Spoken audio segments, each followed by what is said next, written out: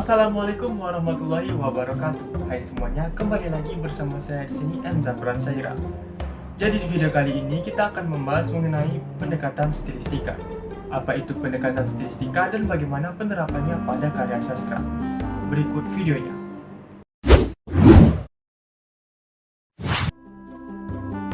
Kajian stilistika merupakan sebuah pendekatan yang digunakan untuk menganalisis bahasa khas yang biasa digunakan seorang pengarang. Stilistika adalah suatu ilmu yang digunakan untuk mengkaji cara sastrawan memanipulasi, dengan arti memanfaatkan unsur dan kaidah yang terdapat dalam bahasa dan efek apa yang ditimbulkan oleh pengarang itu. Ratna, tahun 2009 halaman 9 menyatakan bahwa stilistika sebagai bagian dari ilmu sastra. Lebih sempit lagi, ilmu gaya bahasa dalam kaitannya dengan aspek-aspek keindahan. Nah, pada kesempatan kali ini, mari kita bahas bagaimana penerapan teori stilistika ini pada karya sastra. Yang mana dalam hal ini akan dicontohkan pada salah satu puisi karya W.S. Rendra dengan judul Rumpun Alang-Alang. Rumpun Alang-Alang, karya W.S. Rendra. Engkaulah perempuan terkasih,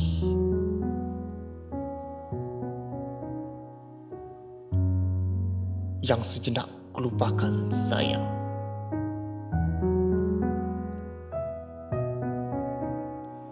Karena dalam sepi yang jahat, tumbuh alang-alang di hatiku yang malang.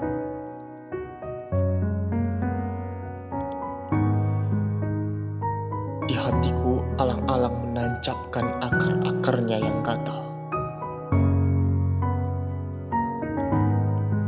Serumpun alang-alang gelap, lembut dan nakal.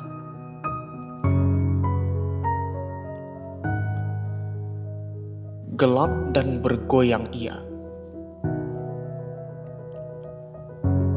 dan ia pun berbunga dosa. Engkau tetap yang punya,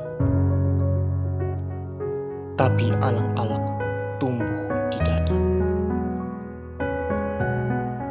Diksi adalah pilihan kata dalam tulisan yang digunakan untuk memberi makna sesuai dengan keinginan penulis. Secara keseluruhan, diksi yang digunakan oleh penyair pada puisi ini menggunakan kata-kata yang sederhana, sehingga maknanya dengan mudah dipahami oleh pembacanya. Yang menjadi fokus pembicaraan pada puisi ini ialah pada kata alang-alang, yang mana diksi yang digunakan dalam menjelaskan makna alang-alang seperti akar-akarnya yang gatal, gelap, lembut dan nakal, dan berbunga dosa. Setiap diksi yang digunakan memiliki nilai rasa negatif. Ungkapan ini bermakna sesuatu hal yang mengganggu. Sesuai dengan puisinya, hal ini bermakna godaan atas hadirnya wanita lain, atau bisa juga godaan dunia. Ini sebabnya penyair mengungkapkannya dengan diksi berbunga dosa, sehingga ia harus meninggalkan kekasihnya. Pemilihan kata pada puisi ini juga terdapat pada ungkapan di larik pertama, engkau perempuan terkasih, menggambarkan bahwa penyair begitu menyayangi perempuan tersebut, dan segala kasih sayangnya hanya tercurahkan untuk dia seorang. Di sini, penyair lebih memilih menggunakan kata perempuan dibandingkan wanita, karena kata perempuan di sini lebih memiliki nilai yang tinggi daripada kata wanita. Lanjut, ada citraan. Citraan adalah salah satu sarana kepuitisan yang digunakan oleh penyair untuk memperkuat gambaran pikiran dan perasaan pembaca.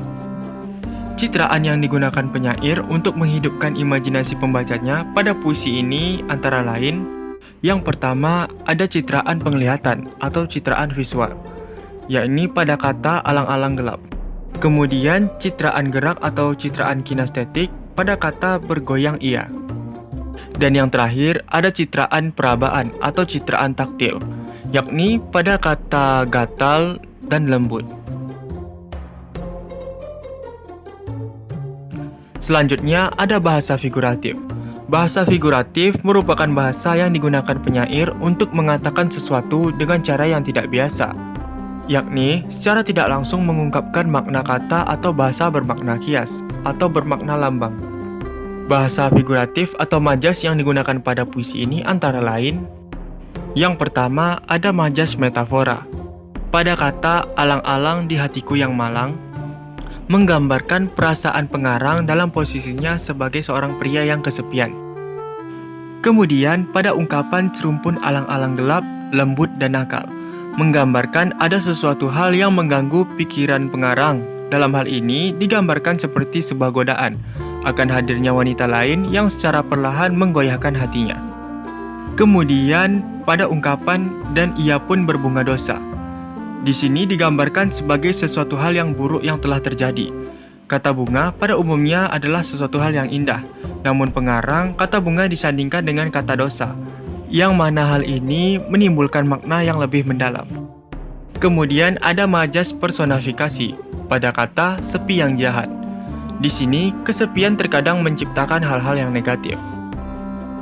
Dari kajian stilistika ini dapat kita simpulkan bahwasanya seorang sastrawan menggunakan bahasa sebagai alat untuk berkomunikasi secara khas dalam puisi.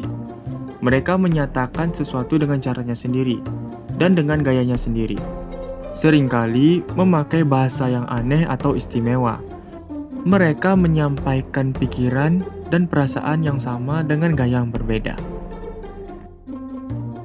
Baik, demikian video kali ini. Jangan lupa untuk klik like, share, komen, dan subscribe. Jika terdapat kesalahan dan kekurangan, mohon dimaafkan. Dan mari kita diskusikan bersama di kolom komentar. Saya Amzan Syaira pamit dan sampai jumpa lagi pada video berikutnya. Assalamualaikum warahmatullahi wabarakatuh.